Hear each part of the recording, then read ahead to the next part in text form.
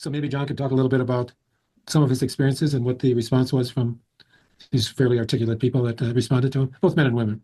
I knew Ron was getting interested in doing NDEs, and I thought, well, it's time. I took a look at this. I'd heard of NDEs, of course, but I hadn't really looked at them in any detail.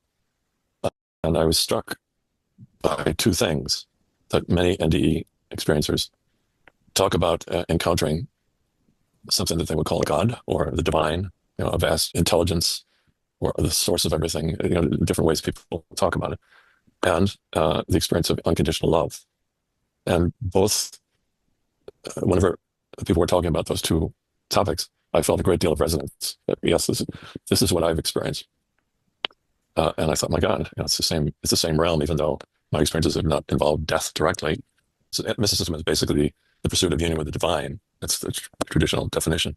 But I can say, if people are interested, enlightenment, they're normally called enlightenment intensives, and they're available all over the country. They're quite powerful. There's no teacher involved. It's just you and going for the truth. Usually you're focused on a question: who am I? What is life? Or what is another? And on the final day of the intensive, it was a 4-day intensive, in the late afternoon, just before dinner, I broke through on the question, what am I? And I can say that I felt this huge rush of energy go up my body. And immediately I knew what I was, but I had no words for it. I was that. I am that. And then I started looking around and I saw that it was everything. And it was just, it felt like I was being reunited with someone that I thought was long dead. So there's a great deal of love and also a feeling deep grief that, that I'd missed this connection that I once had, even though I have no memory of ever having had that connection. So there was experience of love there.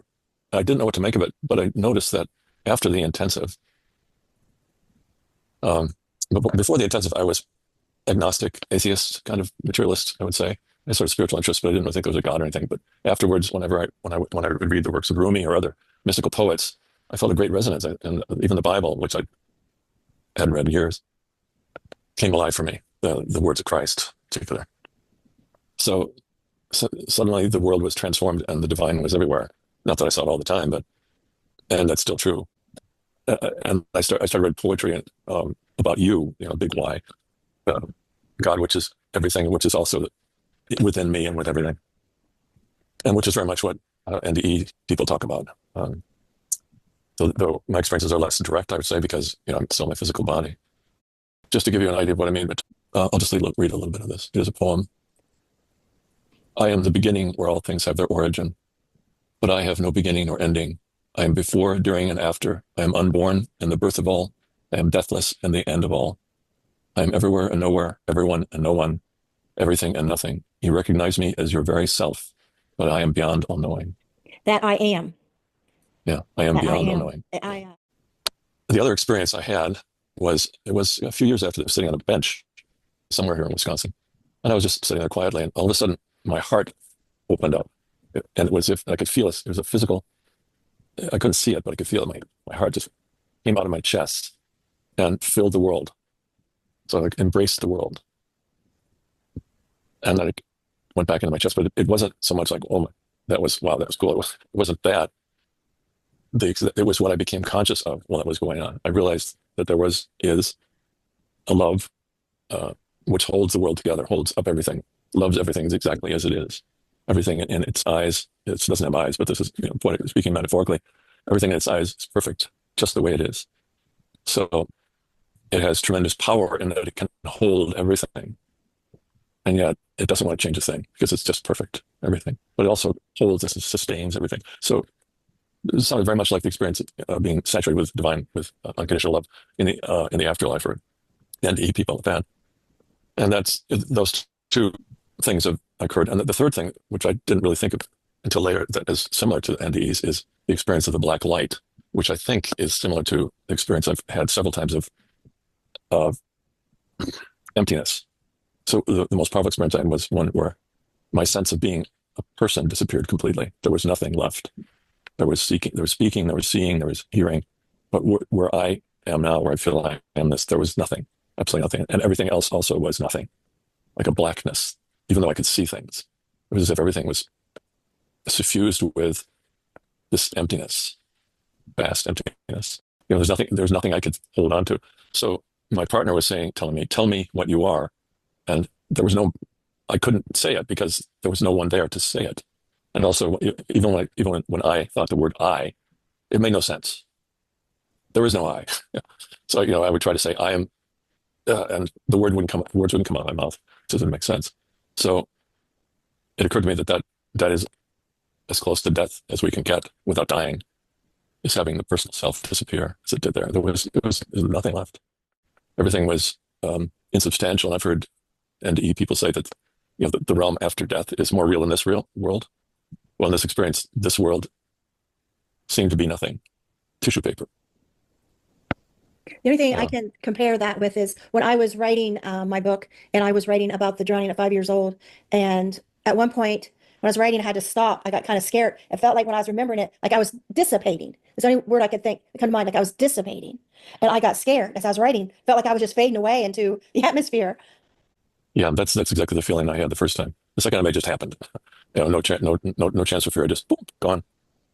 There was no transition. It was just suddenly nothing left there. So I had two similar experiences and different in light. Well, one in enlightenment intensive that John was at, and the first one was as he described. It just happened. The second one, there was a kind of takeaway after that void was also infinitely, the potential for everything was embedded in that. It was infinitely powerful in some way. Yeah. I could not speak that.